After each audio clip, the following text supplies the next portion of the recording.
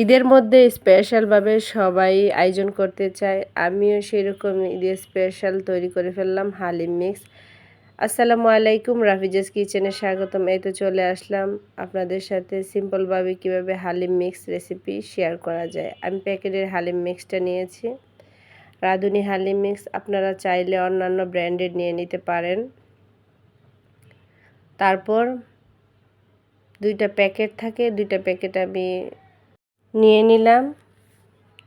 তারপর প্যাকেটটাকে আমি খুলে নেব, নিয়ে হালিম মিক্সটাকে আমি দিয়ে দেব একটা পাত্রে বা বাটিতে। দিয়ে আমি কুসুম গরম পানি দিয়ে এটাকে একটু মিক্স করে নেব যাতে ধলা ধলা না হয়ে থাকে। আর এই যে মশলার প্যাকেটটাকে খুলে রেখে দিলাম। তারপর আমি কুসুম গরম পানি দিয়ে দেব, দিয়ে হালিম মিক্সটাকে আমি নাড়াচাড়া করে নেব। আপনারা চাইলে বাসায় তৈরি করে নিতে পারেন সব ধরনের ডাউল দিয়ে। তারপর চুলার মধ্যে প্যান বসিয়ে তেল দিয়ে দিলাম। তেলটাকে গরম করে দিয়ে দিলাম পেঁয়াজ কুচি 1 কাপের মতো। আমি বেরেস্তার জন্য পেঁয়াজ কুচিটা নিয়েছি।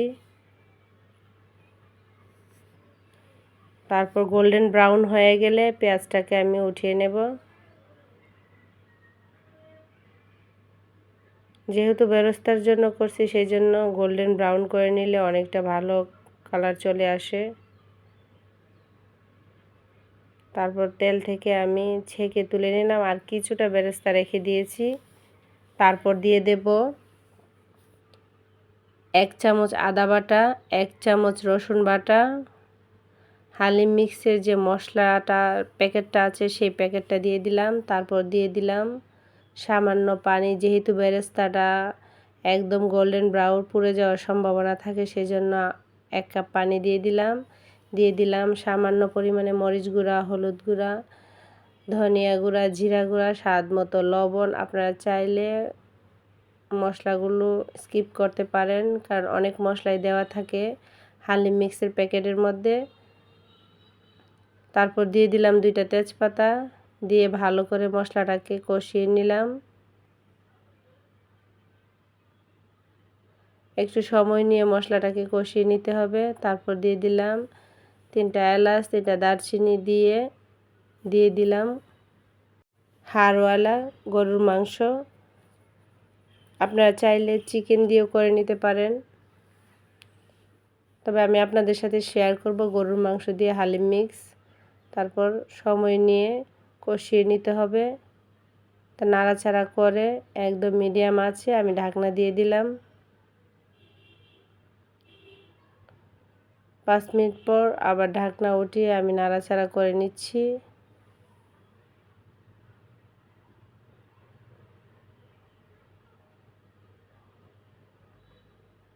তারপর দিয়ে দেব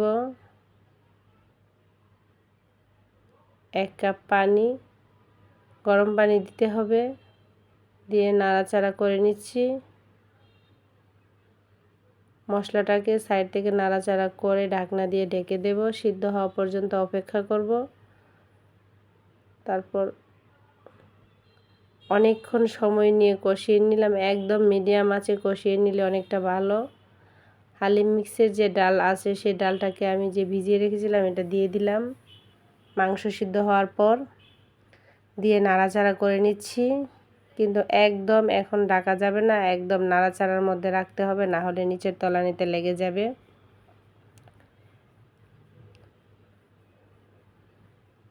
একদম নাড়াচাড়ার মধ্যে রাখতে হবে। তারপর আমি দিয়ে দিলাম ফুটন্ত গরম পানি।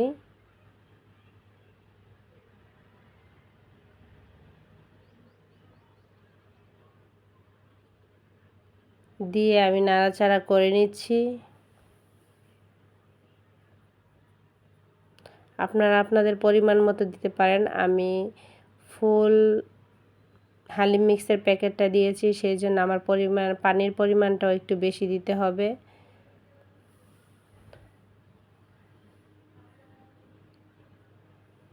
তারপর আমি আর ঢাকনা দিয়ে ঢাকবো না, এভাবেই নাড়াচাড়ার মধ্যে রাখতে হবে। প্যাকেটের হালিম মিক্সটা 5 থেকে 6 জন খাওয়া যায় এরকম একটা হালিম মিক্স। সেই অনুযায়ী আপনার পানিটাকে গরম করে ফুটিয়ে দিতে হবে। এদিকে হালিম মিক্সটা হয়ে গেছে।